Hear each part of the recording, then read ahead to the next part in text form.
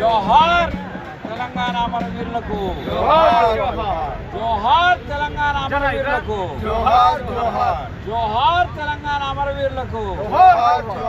అయ్యా, ఈనాడు పుష్కర కాలం ముగిసింది. మనం తెలంగాణ తెచ్చుకొని ఎవరి చేతిలో పెట్టాము ఈ రాజ్యాన్ని? 10 సంవత్సరాల కాలం పూర్తిగా ధ్వంసం చేసుకున్నాం. ఈ మధ్యనే 2 ఏళ్ల క్రితం ఒక ప్రజాపాలన తీసుకొచ్చినాం. ఆ ప్రజాపాలనలో మెత్తగా నడుస్తుంది. ఎనివే 95 సంవత్సరాల తర్వాత 80 కోట్ల మంది బీసీల ఆశ ఈ దేశంలో కులగణన జరగాలనేది.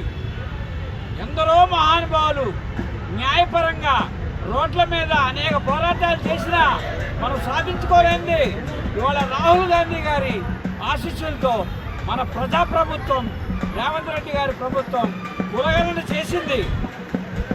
12 మంది స్వతంత్ర expert committee, justice Sudarshan Reddy గారు, డాక్టర్ కంచె ఐలయ్య గారు, రాజాజీ మనోడు ఆయన ప్రవీణ్ చక్రవర్తి, యూజీసీ చైర్మన్లు, వీళ్ళందరూ కలిపి ఒక స్వతంత్ర కమిటీ తెలంగాణలోని సబ్బండ కులాలు, ఈ బీసీ కులాలుగా అన్ని కులాలకి ఒక సిబిఐ అంటే కాంపోజిట్ బ్యాక్వర్డ్నెస్ ఇండెక్స్ తీసుకొచ్చినాయి.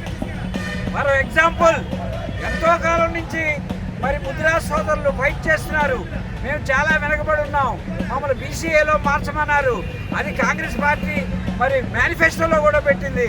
ఇవాళ కులగణనతోటి ఆ రిపోర్టు తోటి వాళ్ళ 94వ ప్లేస్లో ఉన్నారని, చాలా వెనకబడి ఉన్నారని ఇవాళ ఆ రిపోర్ట్ చెప్తుంది.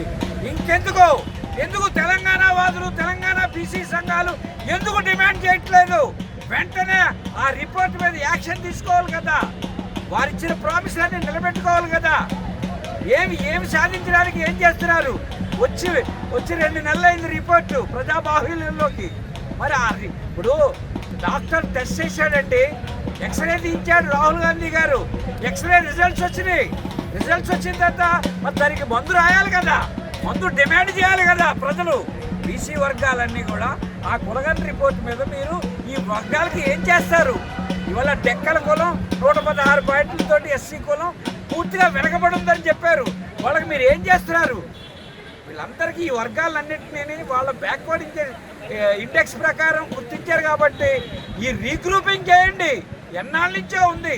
ఇంతకుముందు మీరు విముక్త కులాలు, సంచార జాతులు, కుల సంఘాలు, కన్వర్టెడ్ క్రిస్టియన్స్, ఇతర కులాలంటూ 4 గ్రూపులు చేశారు బీసీలో. ఇవాళ కాంపోజిట్ బ్యాక్వర్డ్నెస్ ఇండెక్స్ వచ్చింది కాబట్టి ఆ పాయింట్ల ప్రకారం మళ్ళీ రీగ్రూపింగ్ చేయండి, అందరికీ న్యాయం చేయండి. ఇది ఎప్పటి నుంచో 94 సంవత్సరాల నుంచి ఉన్న డిమాండ్ ఇది. దయచేసి వెంటనే ప్రజాస్వామ్యవాదులైన బీసీ బిడ్డలు, బీసీ సంఘాలన్నీ కూడా ఇవాళ ఎక్స్రే రిపోర్ట్ మన దగ్గర అక్కడ ఉంది. ఆ రిపోర్ట్ అందరూ డౌన్లోడ్ చేసుకొని చదివి దాని మీద యాక్షన్ తీసుకునేటట్టు ముందుకు వస్తారని ప్రార్థిస్తున్నాం.